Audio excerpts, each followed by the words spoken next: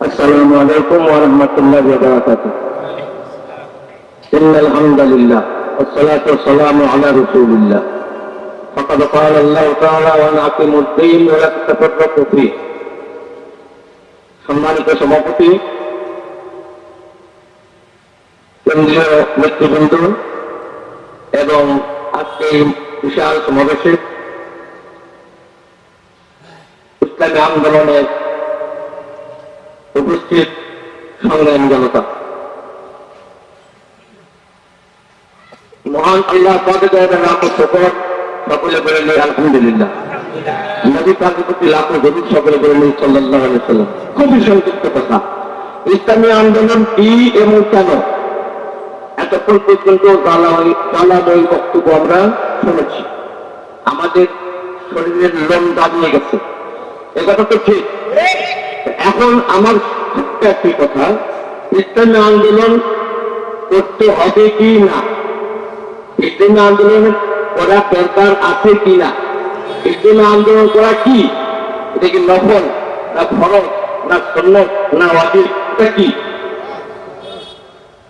নামাজ যেমন ফরজ, রোজা যেমন ফরজ, হজ যেমন ফরজ, যাকাত যেমন ফরজ, ঠিক তেমনি ভাবে ইসলামী আন্দোলন করাও দিন।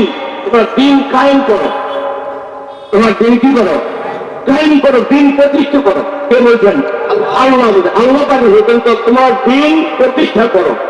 ওরা তো ভালো খুবই আর পরস্পরে বিচ্ছিন্ন হবে না, দিন প্রতিষ্ঠা পারে মতনৈক্য হল না। আমাদের ইসলামী আন্দোলন নামে বহু দল বাংলাদেশে আছে, আমি কোন দলের নাম নিতে চাই না। অনেক দলই আছে,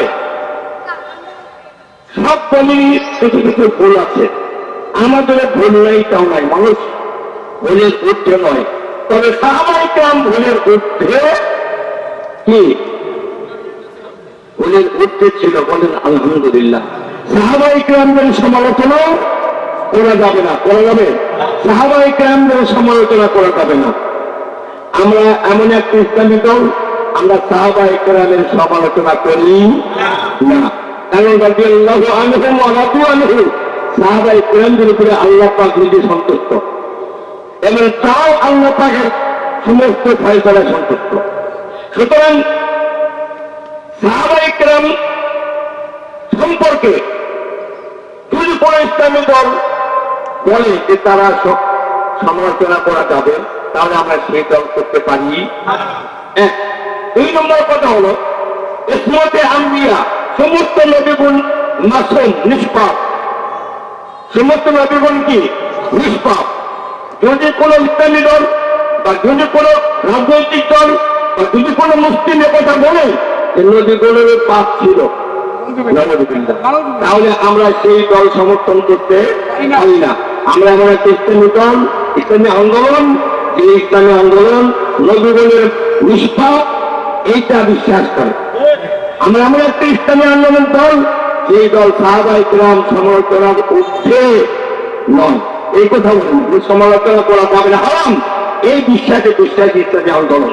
সম্মানিত ভাইরা, আরেকটি কথা বলতে চাই, এই দেশ বাংলাদেশ, বর্তমান বাংলাদেশ, এই বাংলাদেশের আরেকটা নাম ছিল 1947 সালে, মানে আজ পর্যন্ত সেটির কি ছিল? পূর্ব পাকিস্তান। আবার পূর্ব পাকিস্তানে পূর্ব একটা নাম ছিল এই দেশের। দেশ থেকে আছে, মাটি থেকে আছে, মানুষ বলতেছে, ঠিক আছে, মানুষ বলতেছে। আগে আপনি দেখেনি 47 সালের পূর্বে এই দেশের নাম ছিল ভারতীয় উপমহাদেশ। সেখান থেকে স্বাধীন হয়েছে।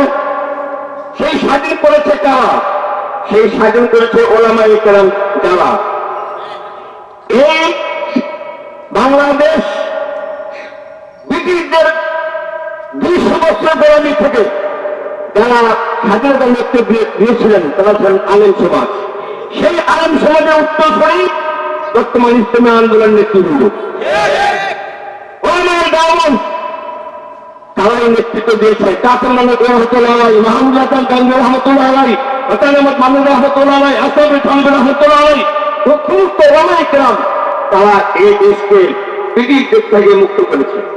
ইনশাআল্লাহ আমরা আশাবাদী এই তারই উত্তরসূরি আমরা যারা ইসলামী আন্দোলন করছি, যদি বাংলাদেশের জমিনে ইসলামী হুকুমত কায়েম হয়, তাহলে আমার বিশ্বাস একমাত্র ইসলামী আন্দোলনের অনুসারী যারা, তাদের দ্বারাই এদেশে ইসলামী আন্দোলন প্রতিষ্ঠা হতে পারে। এই জন্য আমাকে সতর্ক করতে হবে না, ইসলামী আন্দোলন করা ফরজ। টাকায় টাকা আনে, টাকায় কি আনে? টাকা আনে। আমরা এখানে 10 জন এসেছি, আমরা পরবর্তী মিটিংয়ে আরো যেন 3 জন আনতে পারি। প্রতিজন যদি 1 জন করে লোক নিয়ে আসি, তাহলে আমাদের সংখ্যা কমবে না, বাড়বে। আর যদি আপনি একজন মানুষ তৈরি করতে পারেন, সে যে আমলটা করবে, সে আমলটা আমি আপনিও পাবো। সুতরাং আমাদের সময় সংক্ষিপ্ত, আপনার সকল সুস্বাস্থ্য কামনা করি, দীর্ঘায়ু কামনা করি, এদেশ শান্তিতে আল্লাহ পাক আমাদের বসবাস করতে দেন। এই দেশের জমিনে আমরা ইসলামী আন্দোলনের রাজগুলো দেখতে পারি। আল্লাহ পাক আমরা চর্ম করতে দেখা তৌফিক দান করেন। আলহামদুলিল্লাহ রাব্বিল আলামিন। আসসালামু আলাইকুম।